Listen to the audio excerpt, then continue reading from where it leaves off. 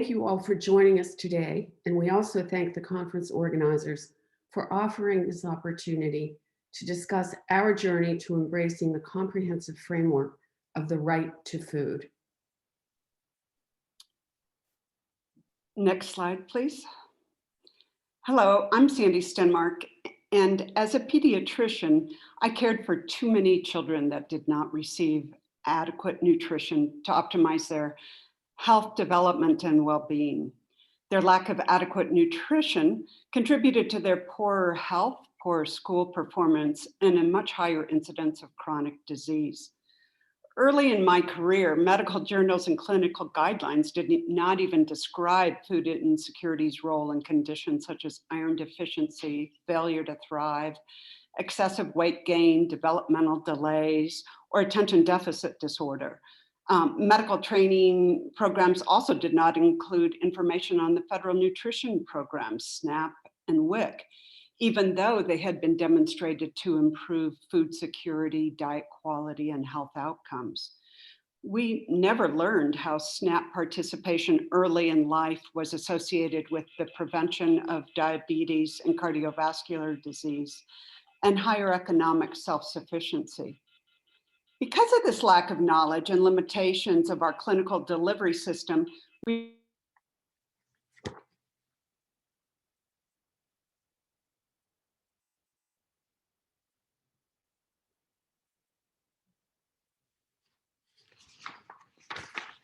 I'm sorry, Sandy, I accidentally muted you. I was trying to mute another speaker.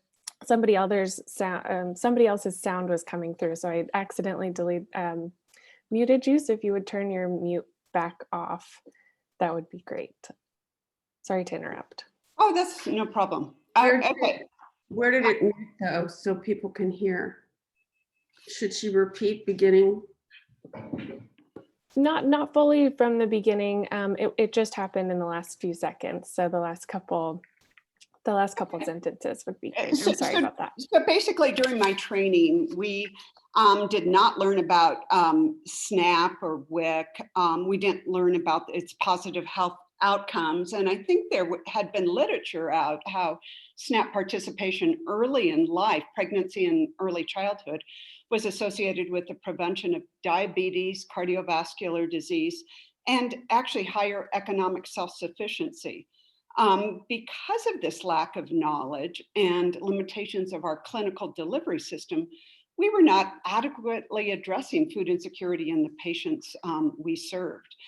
I was fortunate in that my job in Kaiser Permanente in population and community health gave me the opportunity to work with a nonprofit in Colorado called Hunger Free Colorado to both increase awareness of food insecurity and the SNAP and federal programs, and to develop a food insecurity screening and referral program where we identified patients that were struggling to afford food and connected them with Hunger Free, who connected them to resources. Despite our efforts, our efforts did not result in a high percentage of people being food secure or enrolled in SNAP and WIC. So we knew that we needed to do further process improvements with the screening and referral program, but we also knew we needed a more comprehensive approach. Our colleagues at NOPRA and Ellen Barnage and Hillary Seligman worked with Mary Dale and I to clarify the path forward, which is the right to food framework. Next slide. Oh, I'm sorry, go back. My experience was similar to Sandy's. My food work began 15 years ago when I served as a senior executive at a community hospital in Northwest Connecticut. At that time, many elderly patients were being frequently readmitted with the same diagnosis as the previous admission. I decided to investigate the cause for the high readmission rate, and I had the full support of our CEO. I first asked the clinicians why they thought their patients were being readmitted. They suspected it was due to a failure on the part of patients to adhere to their medication regimens, but I suspected that the problem was more complex. Through interviews with hospital nurses, dietitians, visiting nurses, and patients and families, I confirmed my suspicion that many patients had competing demands, including the cost of medications on their limited personal resources. What became clear, though, was that obtaining a consistent supply of nourishing foods often came last in meeting their basic needs. We missed the fact that these patients were not responding as well as they might to our clinical care because they were malnourished. We contributed to the problem during the stay in the hospital because of the poor quality of the food we served. We discharged them without ensuring they had adequate access to nourishing food, resulting in many patients being readmitted. We needed to make proper nourishment a key element of how we cared for our patients. First, we made pretty radical changes to our hospital food service. All meals were prepared from scratch with fresh ingredients, many sourced from our local and regional farms. Our patient satisfaction scores improved dramatically, and patients actually ate their meals rather than sending them back to the kitchen untouched. Our employees loved the food too. Soon, people were coming from the community to have lunch in our cafe. Then we created community programs for people of all ages to improve access to nourishing food as a matter of disease prevention. These changes did help improve food security and diet quality for some. Readmission rates among the elderly declined.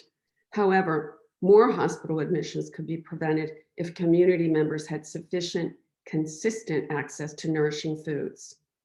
This is when I began advocating for the human right to food, part of the Universal Declaration of Human Rights and subsequent treaties adopted by the United Nations in 1948. Today, we make some suggestions as to how the healthcare sector can draw upon the right to food framework to do a better job of righting the wrong of food insecurity. The human right to food is a moral imperative. Next slide. COVID-19 has unmasked our broken food system, and dramatically so.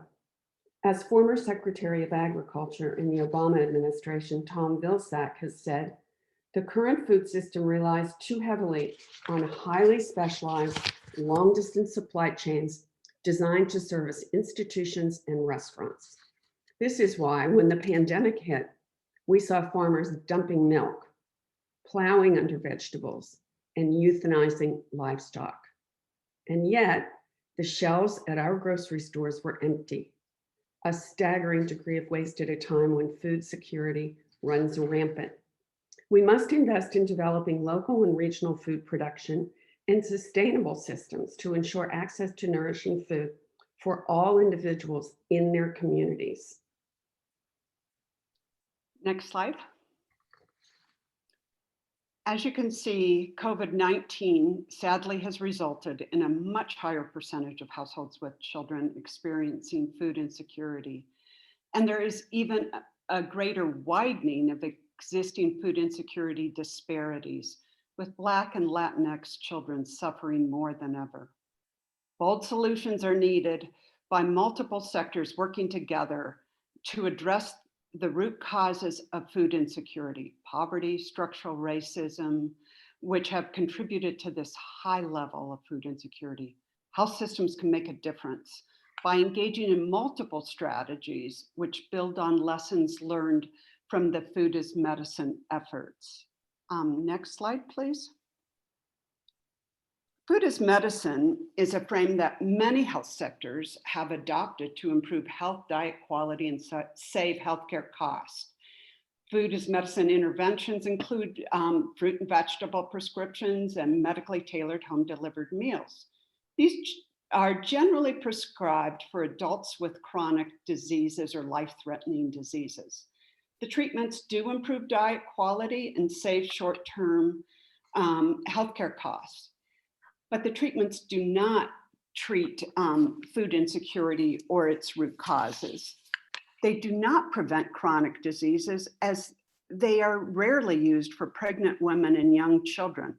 a time when adequate nutrition can actually prevent changes in gene expression that dramatically increase the chances to develop chronic diseases later in life. The food as medicine framework is too limiting. We need a more expansive framework, a frame that leverages many assets of the health system to improve food security, diet quality, human and environmental health, the right to food. Next slide. Key elements of the right to food that can guide collective thinking and actions include provide nutritious food or money for food where individuals and communities are unable to provide for themselves, prevent barriers that impede people's ability to acquire food, strengthen people's access to adequate nutritious food through activities that enable them to ensure their own livelihood, and facilitate social and economic environments that support human development. Next slide. A path forward for the healthcare and other sectors. The healthcare sector can use its power and influence to step beyond treating food as an additive medical intervention and work with other sectors to promote consistent access to nutritious food throughout the life course, which is essential to the ability of all people to live a productive and dignified life. We will discuss each of these principles, giving examples of how they can be realized on a practical level. All members of a hospital or healthcare system can work together to address the solvable problem of lack of consistent access to nourishing foods. Next slide, please. The Federal Nutrition Assistance Programs, SNAP and WIC, are examples of programs that provide food for individuals who are unable to provide for themselves. These programs improve participants' health outcomes, the local economy, as well as the neighborhood food environment. Unfortunately, many barriers prevent families from participating in these programs, such as complex eligibility rules, documentation requirements, applications and recertification processes. Fear of public charge also prevents some eligible families from participating. Health systems can help remove some of the barriers by promoting SNAP and WIC as a health intervention. This would decrease the stigma. Asking about enrollment rather than always leading with, are you struggling to afford food? And connecting eligible families to SNAP and WIC. In Colorado, only 45% of eligible Medicaid patients are currently enrolled in either SNAP or WIC. At the same time, Colorado, like other states, are experiencing long lines at emergency food pantries. Unfortunately, this under-enrollment of Medicaid members is not unique to Colorado. Some examples of how Colorado and other health systems are working to close this enrollment gap include Kaiser's Permanente's outreach of Medicaid members who are likely to be SNAP eligible. Kaiser Permanente informs them of their likely eligibility and directs them to a call center that facilitates their enrollment. Denver Health System, which is the neighborhood health system in Denver, which serves almost 90% of the Medicaid population in Denver, has partnered with Denver WIC, Denver Human Services, and works alongside Medicaid patients to increase enrollment and participation of Medicaid members in SNAP and WIC. SNAP and WIC are promoted at the time patients enroll in Medicaid and recertify, as well as at key clinical visits. Patients are asked if they're enrolled, and those interested meet with enrollment specialists that day to complete the application. Health organizations are also engaged in advocacy. Both the American Academy of Pediatrics and the American Heart Association have advocated for a more coordinated, person-centered, and sufficient safety net system in order to assist more individuals and families who are unable to provide for themselves. Next slide. The healthcare sector employs a lot of people: physicians, nurses, surgical techs, administrative assistants, environmental and food service workers. Not all employees in hospitals or health systems are currently being paid a living wage.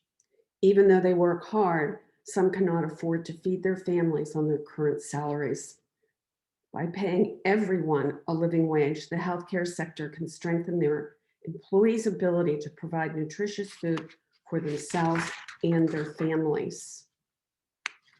Next slide. Hospitals can also adopt the gold standard for food procurement, known as the Good Food Purchasing Guidelines. These standards compel fair labor practices, promote environmental health in agricultural production, accelerate purchasing from local and regional producers, and ensure that workers in the supply chain do not work in circumstances that cause suffering. Healthcare systems not only employ many people, they also contract with food management companies to provide food for patients, employees, and visitors. These companies are international, they are huge, and they have vast resources. By adopting good food purchasing guidelines and requiring that their contractors do so as well, the healthcare sector can expand exponentially its impact on food security. Individual hospitals and healthcare systems can embrace these standards on their own or by becoming a member of the National Healthcare Anchor Network. Next slide, please. The Healthcare Anchor Network's goal is to facilitate social and economic environments that support human development. Anchor institutions use their multiple assets to create the social and economic environments in surrounding under-resourced communities. The assets health systems can leverage include purchasing. Hospitals can purchase from local businesses and communities with higher unemployment. Employment. Rush Hospital is a great example of using employment to further the economic conditions. They set a goal of hiring 18% of new hires from communities with high unemployment rates.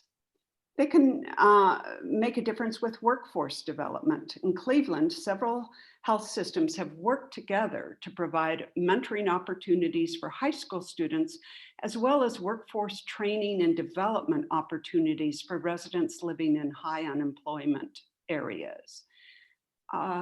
These same hospitals in Cleveland came together to work on community infrastructure. They realized that the transportation system was fragmented, and they helped to fund a transit option so that patients and employees could easily travel to health facilities.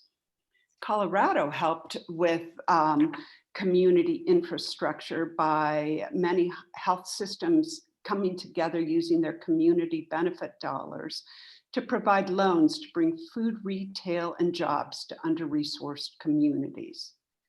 Health systems don't have to do this alone. They can engage with other groups that are currently investing in local infrastructure, such as the Commonwealth of Massachusetts, which is investing in local food system infrastructure, such as processing plants, refrigerator systems, everything that is needed to support a local and regional farm production.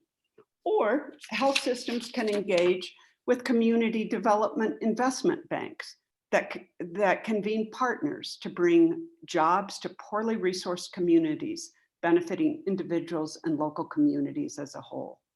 Anchor institutions play a very powerful role in creating the social and economic conditions that support human development. And you can see the website on the slide to get more information and examples of how healthcare is engaged in this work. Next slide. The devastation and disruption caused by the pandemic has highlighted the structural weaknesses of our food, economic, health, and safety net systems. The opportunity we believe created by the pandemic is to develop the long-term systemic changes urgently needed within a unifying framework. Food is a human right that engages all sectors of society. Healthcare can help model these changes and partner with other sectors to advocate for changes which can advance food security and health equity. Next slide. We have a couple of slides here with just sample resources for all of you on that we've listed with the links to the websites. In addition, next slide. In addition, we give you a few references and urge you to look at those in the citations therein. The views that Sandy and I have expressed today came together over the course of the last couple of years working with NOPREN, which is the National Obesity Prevention and Evaluation Network. We collaborated with two other academicians to publish a paper that appeared in the American Journal of Preventive Medicine last month, and it is cited here. It goes into greater detail. We would urge you to take a look at these, and also encourage you to follow up with us individually after this conference with any ideas or questions you have. We're happy to help you all further this work. We look forward to your questions. We thank you for listening, and we encourage you to, again, follow up with us as you need. Thank you.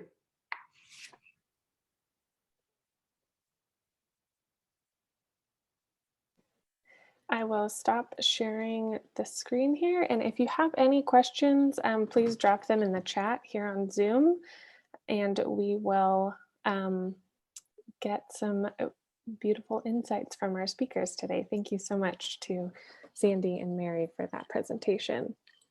Or we welcome insights from you also on your work in this area and what you've learned and what barriers you've faced. Would you all be comfortable if folks wanted to turn on their camera and audio to go ahead and prefer that, please? Yeah. Okay, great. So yeah, if you want to join the conversation, feel free to turn on your camera and your audio and ask any questions or share any insights you might have.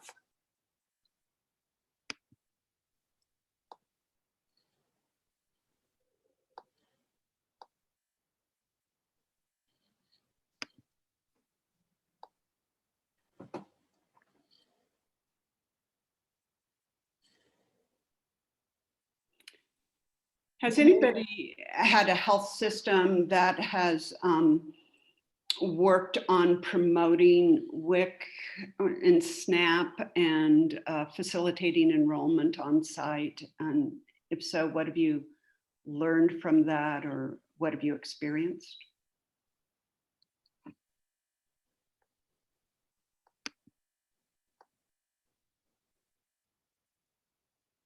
I'd also be interested in knowing if you've been associated with any hospital efforts to improve their own food systems within the hospital or as part of their community benefit programs. Hi, my name is Edie Kuiper. I'm a food programs manager at a federally qualified health center, so outside of the hospital setting, but in the healthcare system still. I've been in this role for a little over 2 years, and we're also very committed to the concept of food as a right. I really appreciate your presentation and the way that you draw attention to how food as medicine can potentially be in opposition to that. And I think that that's something important for us to consider as we address the philosophy behind our activities and make sure that they're more congruent with our commitment to healthcare being a right. So we do SNAP outreach at our center. Our enrollment specialists conduct that work, and we actually have a sub-agreement along with all the other FQHCs who are part of the network that we are part of. And I don't know how widespread that is throughout California, but I know that many FQHCs are doing SNAP outreach. I know that it's also been very challenging, and that Medicaid, and California Medi-Cal has been much more in vogue, and the demand is much higher for Medi-Cal than for SNAP. And we've tried many different approaches to overcome that stigma or whatever barriers there might be. But thus far, we haven't really landed on anything that's been too effective. Do How are you, you identifying the, oh, sorry, ahead, go ahead, Cindy. Maria. How are you identifying are you outreaching everybody? Are you outreaching Medicaid members? Are you just promoting the programs? So our SNAP outreach is part of our enrollment application process. So it is individuals who are coming in because they are uninsured. They've come in for services, or they've come in because they would like to be enrolled in a program. But my understanding, not working directly with that program, is that more often than not, people come in need of service and are not insured. And so we go through the insurance application process, and a component of that, there is no opt out of going through the SNAP enrollment, but many, so it's included, it's an opt out option, I meant to say, instead of it, but many choose not to. do you do any food insecurity actual screening in your center? We do, but we do, it's in a formative phase. I feel like there are a lot of other FQHCs that are way ahead of us in terms of doing screening. We're just doing a pilot of there's a 2-item that you're probably familiar with, so the childhood hunger, but it's not necessarily just for childhood hunger. So we're doing that only with our paraprofessional diabetes educators right now. We do have a garden, which is kind of the highlight of our food activities. And we're using that as a way to ensure that food is distributed to anyone who wants to participate in both the gardening activities once COVID isn't a factor. And then also we've been distributing just at will. No one needs to provide any, there's no needs-based assessment, but it's just produce is available in the waiting room. Right. How many immigrant families do you, how does your demographics break down? About, I believe it's around 60% or so are, maybe closer to 70% are non-white or including Hispanic. So either non-white or Hispanic. And among that, about maybe 55 to 60% are speaking a language other than English as their first language. That's a big part of your challenge here, I think. And we'd be glad to send you the resources and follow up if you can send us your email. Where are you? Are you in the central part of the state? I am, yeah. I work in Yolo County, so it includes Davis, Woodland, and West Sacramento. Why don't you please send us an email and we can think about this and get back in touch with you with any other folks who are working on this in similar circumstances that could help you. Sounds great. And I'll say one thing, our colleague, Ellen Barnage, did a paper that I thought was really interesting. As I started out with doing more food insecurity screening, but she talked about this increasing stigma and shame. And more people are saying, rather than do that, lead with the food resources and ask people whether they're interested in food resources. And then that sort of bypasses the whole shame. And then you can work on just how do you do a more impactful job of connecting them to all the programs that would help benefit their families. So lead with resources and not screening. Assessment. Send us an email. We can send you that paper. Sandy, I don't know if it's on our slide of references, but we Yeah. can get it to you. We can get it to you if you send us both an email. Well, it's the FQHCs are, I'm a big fan. One thing that you could look at, I used to live in New Haven when I was doing a big project and teaching at the medical school at Yale.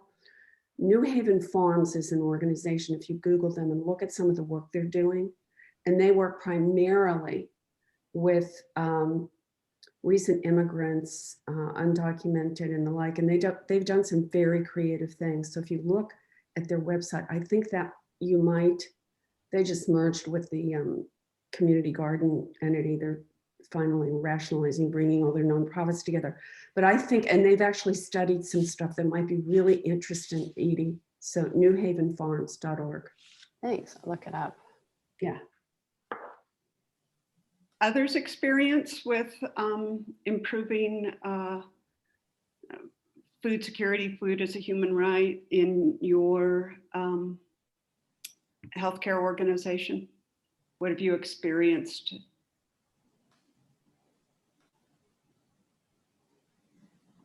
Oh, I was really encouraged this morning. I live in Cambridge, Massachusetts now, and I was on a webinar that Project Bread, one of our great food community-based organizations, put together, and they're putting together a coalition on the universal right to meals, school meals, universal school meals.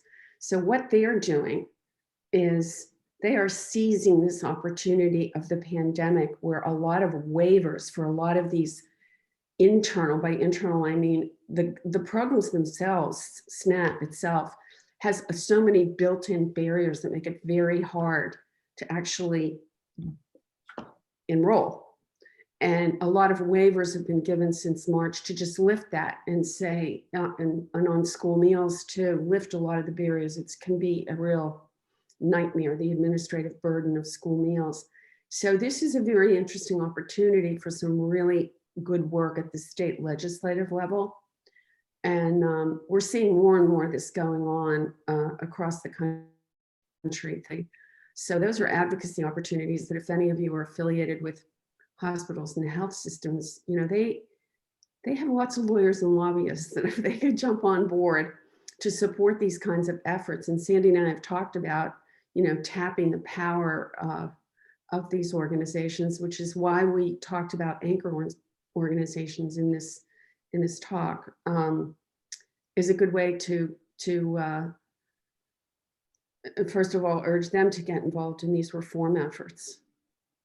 So Ariel is asking, I love the idea of leading with food resources. My hospital network doesn't think it's possible because it can't fit into the overall EMR. So they've added 3 screening questions to the EMR itself. Have you come across this challenge before? Yeah, it's part of the real problem is that we've sort of medicalized this problem, and we're worried more about coding and having it fit into, in my opinion, rather than meet the need of the patients. I think you can sort of do both. If you change the question, rather to, if you want to screen, you can screen for enrollment. You can, are you enrolled? I mean, 65% of pregnant women and young children qualify for WIC, and you don't have to be a resident. You don't have to be a citizen or documented. So again, changing the to are you enrolled? Do you know about this program? I recommend it to all of my patients because it helps people afford it helps provide the nutritious food families need to make sure your child has a develops correctly or optimizes their development. I think of working with patients to understand what messaging works, but leading with promoting the program and then saying, are you enrolled? I think a lot of healthcare providers aren't even aware of all the SNAP and WIC benefits. So it's part of it is just changing the conversation to be worried more about connecting people to resources and asking if they're connected to resources rather than if they're struggling to afford food. But yes, we have come across that. It makes me crazy. So. And also many individuals and many healthcare providers are not aware that one could actually be receiving both SNAP and WIC simultaneously. Sandy, we've talked about this in other contexts other conferences. So that's also something that we need a lot more education within the provider community about this, and efforts to streamline and align enrollment is really critical. We could never, ever have enough money to substitute for what SNAP and WIC offer to people in this country. We have to really optimize and get more people into that. In Boston, at our safety net hospital, we have a Medicaid accountable care organization. It's wonderful. I'm very involved with Boston Medical Center, but 50% of the people in that ACO are not enrolled in SNAP. So now we're struggling with how do we do the right thing in terms of getting people to that resource. So there's a lot out there that's not being utilized that could really help people. Yeah, Denver Health had, they had done all this food insecurity screening and connection to resources, and very few patients were being enrolled with that. And so instead they went to having people in the lobby with signs about, ask me about SNAP, ask me about food stamps, I'll help connect you to other food resources. And this person was bilingual, and many people felt comfortable coming up to her, asking questions. Maybe the first time they didn't engage, but then they came later. It was also opened up to the community. Other health systems have taken the tact to work with people, fund people already doing outreach work in the community to see if more trusted community partners would have a better success at improving enrollment rates in SNAP and WIC. So I think people are working on that. They're in Colorado, we're trying to work on data sets so that we know for each accountable care organization who is not enrolled in SNAP and WIC that are eligible for it. And then what the ultimate dream would be is, could this be a population measurement?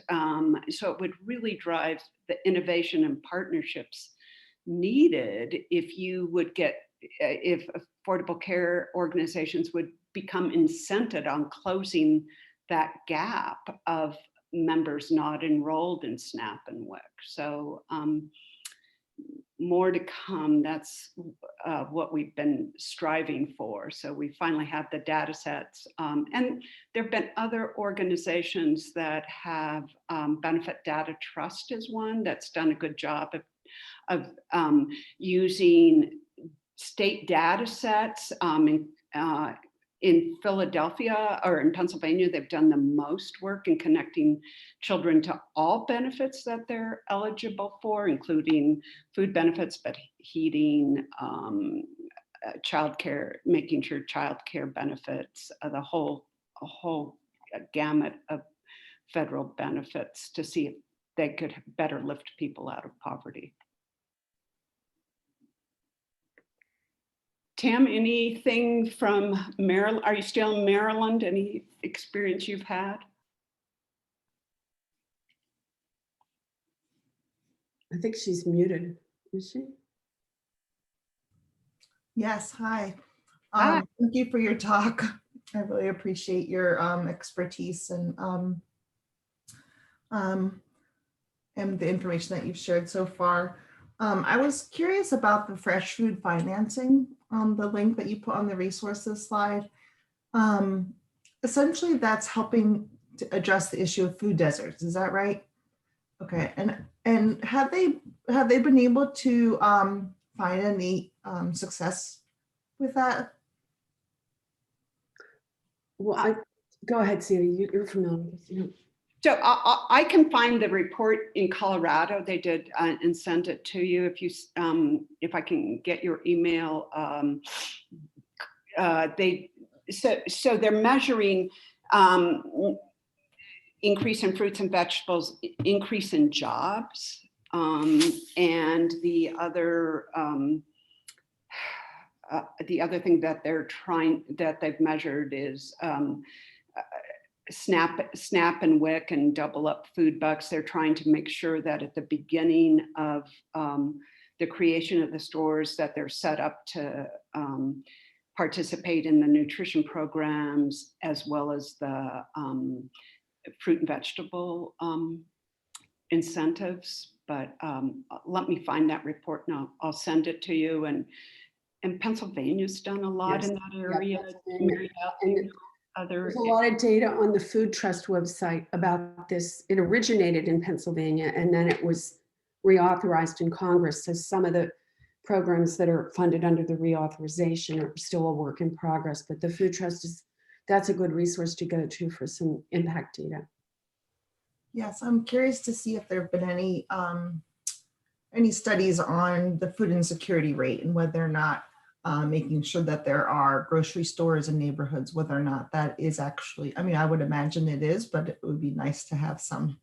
Right. Oh, of course. I think, yeah. Check out the Food Trust website. They really, do you know of any other independent with those correlate?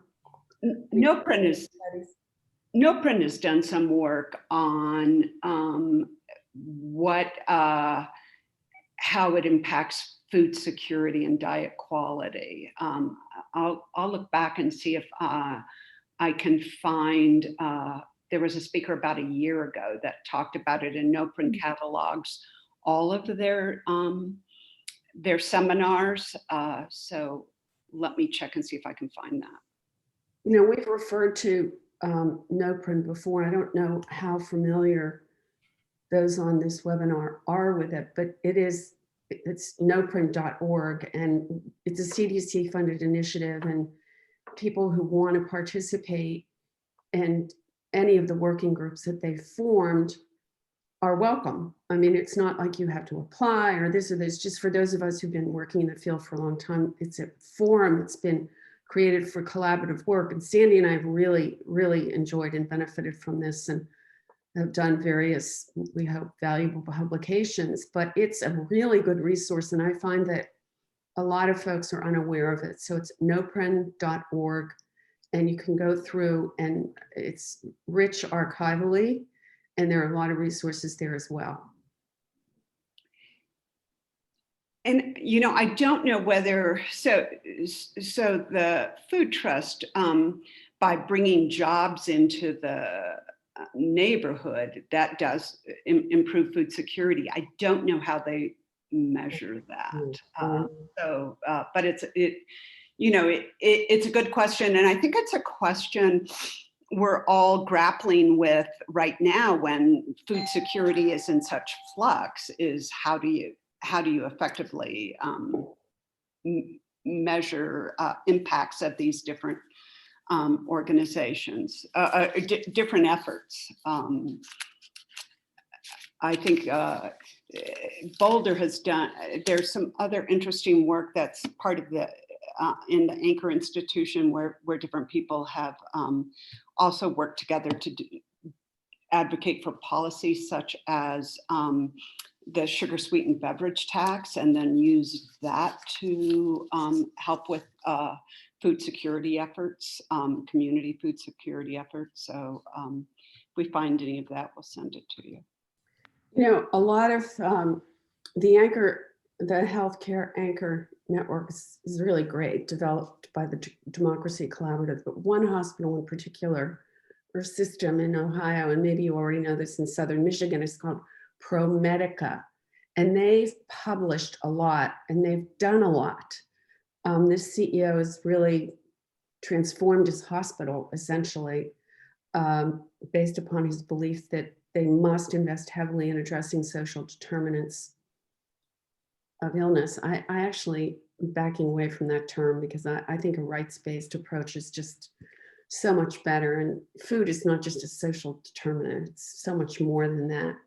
But ProMedica, Randy Ostroff has done a lot of really good work, and there are a lot of good ideas. They even created a grocery store. They moved their headquarters downtown in Toledo, which was a very deprived area where businesses had left. So I think they went early and hard at a lot of these issues of what's making people sick. So I refer you to their website and what they've done on the Healthcare Anchor Network website.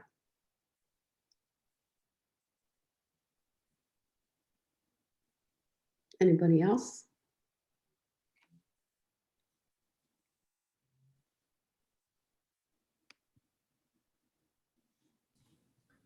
This is Tam again. I did have one other question as well. I was surprised that there wasn't a recommendation to do anything about, and I'm not going to use the right terms here, but the Declaration of Human Rights that says that food is a human right.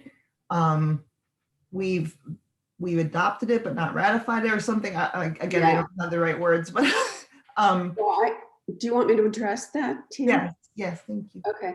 So we kind of shied away as the lawyer, the lone lawyer in the mix in our work with NOPRA. I'm always being admonished on, being too lawyer-like. So we didn't want to load up on that in this presentation. But basically, the United States was the lead, with Eleanor Roosevelt in the lead, in the UN Declaration of Human Rights, which is the umbrella statement. Then what followed in 1948? What followed on after that was the creation of several treaties and covenants that really fleshed out the, what do we mean by these human rights? There's the right to food, the right to healthcare, the right, and it's really a bundle of rights. So even though we're only addressing the right to food, it's really integrated in with a construct of a group of rights. The United States was a signatory to that, but it was never ratified. My position, and I think that of my colleagues at NOPRA, is that that's problematic. We're disappointed. Maybe in the future we will become a country that ratifies and fully adopts the covenant on these social and economic rights. But at the end of the day, it's something individuals and organizations can embrace the way of thinking and act on. They don't need to sit around and wait for the federal government to go through whatever processes are necessary for ratification. They can adopt the way of thinking and acting. A very good example of this is the climate change agreement.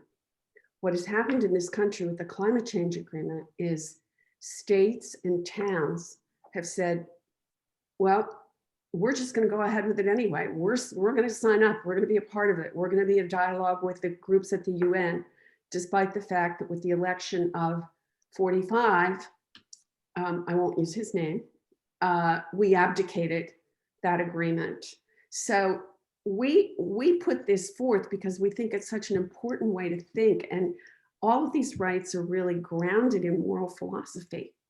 We look to the framework and say, okay, if we parse it out, here are the action steps. Here are the elements whereby the right could be realized.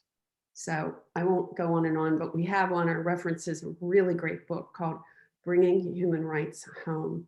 It's edited by a professor at Suffolk University Law School here, and it really lays all this out in a very clear fashion.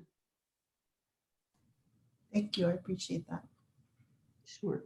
It can get tricky, but the UN has done an enormous amount of work because they have a special rapporteur on food. So there's a lot written.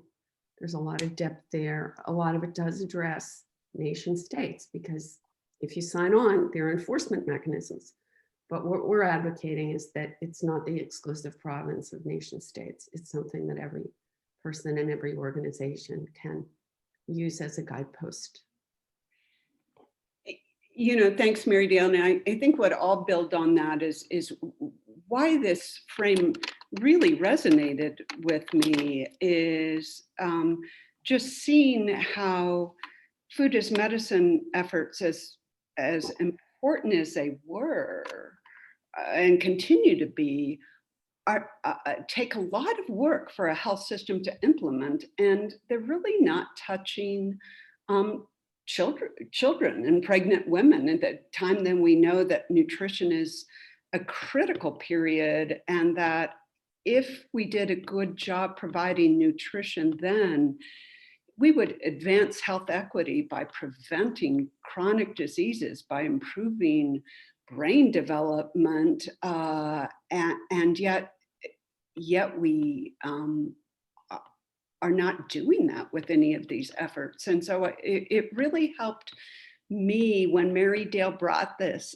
up. At first, yeah, I was one of the ones that complained that she was being too lawyerly, but then when I thought about it, it was like, oh yeah, this frame is giving voice to some of the frustration I felt. And as we've seen, many health systems have sort of medicalized the program and worried more about, as somebody said, do we have it in the EMR right? Are we coding it right? And rather than stepping back and saying, what are we doing to advance food as a human right so that all people receive the food? What are the different levers we need to be pulling in our own organization? And it changes depending on what the assets of your organization are. And but I think there's a lot of opportunity, and I'm glad Mary Dale beat that into me. I'm a convert. And the whole livable wage. I mean, I was at one hospital meeting in our state when somebody said, well, we need to treat our employees with dignity when they come and use the food bank. And I said, well, isn't the bigger question, why do our employees need to use the food bank? I mean, what shouldn't everybody that's employed at this hospital be able to make enough money to provide for their own families without relying on the food bank? So it just makes you start thinking differently, and how can we facilitate this? What barriers can we remove? How can we work with affected populations to really understand what works in very different situations? Because it is very different. And I think that there are two other dynamics that we keep appealing. I mean, I've till I'm blue in the face in the healthcare sector. I guess I should also mention, if you want to know more about the initiative we did in the Connecticut hospital, which has been documented in a lot of papers and media, you can go to my company's website called freshadvantage.com, and there's a lot there. But two big sort of cultural, I guess you want to say, and other barriers are that in this country, we think this charitable food system can fix this. It can't. Like home delivered meals, medically tailored, that's really helpful for those people who are acutely sick. And it has some short-term impacts that are good, but it's not going to end food insecurity. And the charitable food system is not going to end food insecurity. And the pandemic has just shown us that in raw form.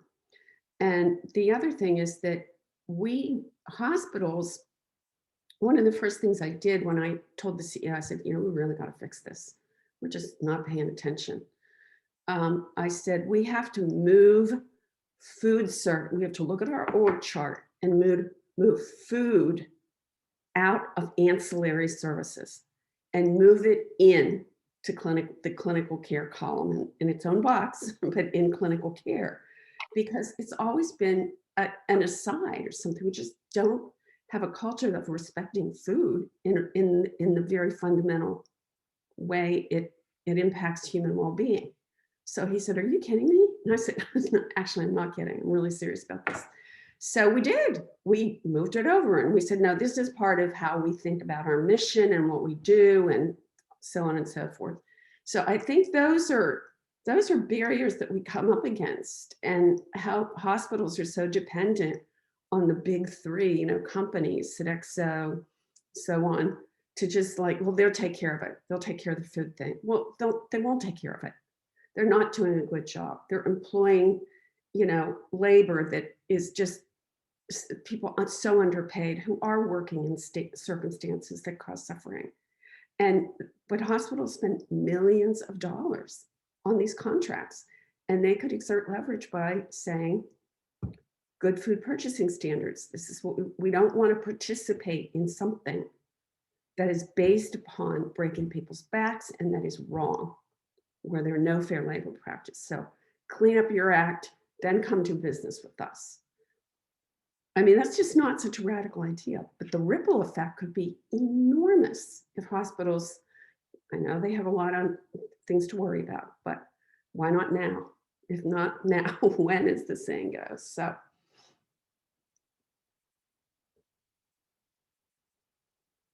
Tam, you're right. It is the same with schools, with the vendors, with schools. I'm seeing in the chat box. So we have a lot of work to do, but there's, you can always start somewhere. We did it by just saying, we can't be a part of this. We have to have food care be part of our healthcare practice. And Megan's correct. Collective bargaining is huge. Yes. And I think also, again, I went to a presentation at Lutheran Hospital, and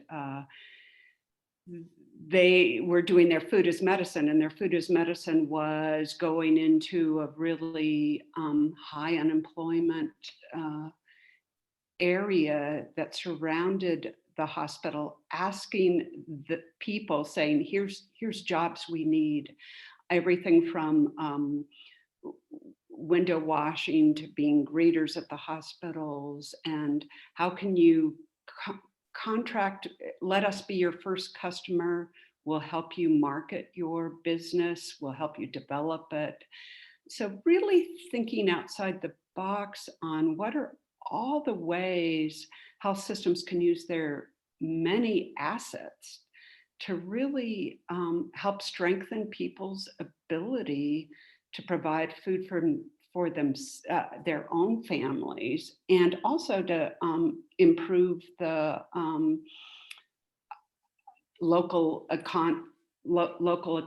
And I think that we haven't realized that potential as well as we could if we take a shift.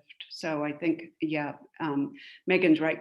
Collective bargaining is critical, but Kaiser Systems very good about engaging in that. I don't know about other health systems, how well they have that organized. Well, I just want to pop in to say we have to wrap up our session, unfortunately, but I want to give a huge thank you to Mary Dale and Sandy for sharing their expertise with us today. Please keep the questions and conversation going in Whova. You can take part in a chat or add to the Q&A in that Whova session for this breakout. Coming up next is a panel discussion focused on how corporations respond to hunger during COVID. So we look forward to seeing you there. Thank you all again and have a great rest of your day. Thanks, Anna. Thank you, everyone. Email us if you have a question. Happy to respond. Or an idea. Bye-bye. Bye. And Sandy, just so you know, I have, when I close out of the Zoom here, it will delete the chat window, I think. So if you want to make sure we copy over the emails before we head out here, that would be helpful. So I think we had two, right, Tam? Yeah, so, well, okay, so Edie also left their email there at the top. Hi, Sandy and Anna. This is Roger Thorough. I had left, I'd sent something specifically to Mary Dale in the Okay. chat. Is the study on that hospital, I think the Connecticut hospital that she mentioned, is that available? Oh, yeah, yeah, it is. And I'll make sure she knows that, she gets that from you. Do you want to, Roger, if you, I think she's, Mary Dale, are you still here? Email me at, if you can, at sandra.stenmark@gmail, and I'll make sure that that gets, you get a link to that. Okay. I All just right. sent you a private chat, Roger, with that email, so you can copy and paste easily. Okay, thanks. You're welcome. That's an ED, that's a .edu, right? No, at sandra.stenmark@gmail.com is easier than my Okay. firewall one. Oh, okay. All right. Thanks. When was that study done? I think it's been a while. I think it's been about 5 years ago. Okay. Yeah. Are there similar ones? This whole notion of, yeah, the food care has to be part of the healthcare system. Yeah, Mary Dale has done a lot more work on that than I have, and she could connect you to all the studies she's aware of, because yeah, we should be doing that well. So Absolutely. Yeah. And what hospital is that? I kind of came in late. I was Sure. kind of jumping around between the sessions, and you were talking about at one hospital, I think it was at a hospital, the employees at some place saying, yeah, so why is there a food assistance program for employees if they're employees of this this operation? Shouldn't they basically, have money not to be in need of food assistance, which is precisely one of the points. Right. And I didn't get a lot of converts when I raised that question. Where was that? What organization? I probably shouldn't say. Oh, okay. But is that whole kind of debate and notion also then part of Mary Dale's work? Yeah. It's sort of health as a human right. How do we make sure that people, we're employing people a living wage so they can support their own families? And that's a problem with a lot of organizations now that don't give people full-time jobs, that make them be on call. They don't pay living wages. There's a lot of ways that corporations need to step up to help address this problem. Yep. Oh, absolutely. So kind of any studies that you have, I'll send an email. Okay. Kind of with I'll give you a little bit of who I am. I've done so much work with bread over the years. I was with the Wall Street Journal for 30 years. Oh, good. And I'm writing books on hunger globally and domestically. And so, yeah, I've got a lot of thoughts that are then brewing what COVID is showing us, particularly the point that, no, charity is not going to get this done. And we've relied on a charitable system, and people think, well, that's the answer to do this. And we're seeing now fully smacking us in the face. No, that's. Oh, yeah, the amount of suffering, especially in households with children and households with children with people of color, it's heartbreaking. People need jobs, and we need a strong safety net, and not a fragmented safety net, which just puts so many barriers. Yeah. Yep. Absolutely. So I'll send you an email, and we can continue. Where are you based? I'm based at University of Colorado School of Medicine. Okay. And Mary Dale's at Yale. So yeah. Okay. All right. I've just left Washington. I'm now at Auburn University at their Hunger Solutions Institute. Oh, okay. And, but I'm also a senior fellow to Chicago Council on Global Affairs. Good. Okay. I won't keep you and everybody else still on this call. They may have other things to talk to you about. So I don't mean to dominate you or keep you from lunch or whatever is next. So anyway, well, thanks. Good session. Thank you. Bye. Bye-bye. Right. All right. Thank you so much, Sandy, for everything. And just let me know if there's anything